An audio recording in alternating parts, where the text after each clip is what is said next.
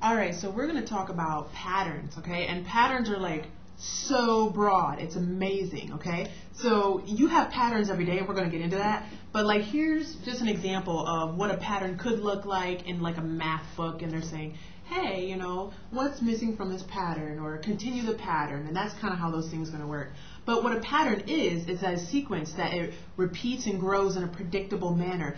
That is the big trick with patterns, is that if it's random, guess what? It does not apply. It is not a pattern, okay?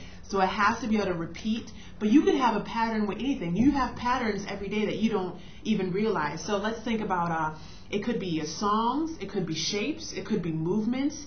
What else could it be? It could be objects, it could be numbers. So if you think about when you sing a song, the chorus of that song repeats, therefore it's a pattern. And it kind of has, you know, a verse, and then another verse, and then a bridge, you know, and a chorus in between. So let's, you know, it's verse 1, chorus, verse 2, chorus, bridge, chorus, it ends, and you have a song on repeat. Guess what? It plays that same concept over and over and over again, like a pattern.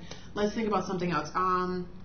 Like when people run on a track, it's a loop that continues. But say you have a start and finish, or a start line that is also your finish line. They run and then it repeats. It's a pattern, okay? So people who run like the mile or something like that, they may go maybe 8 times around, okay? That's kind of a pattern. Now we could think about voice warm-ups when they go la la la la la la la la la, and then they go again da da da da da da da da. It repeats, and that's kind of sounds that are repeating. And make sure that it's like measurable. So like with those voice warm-ups, they are definitely like la la la la la la la, and then it's done. And then it starts over, okay?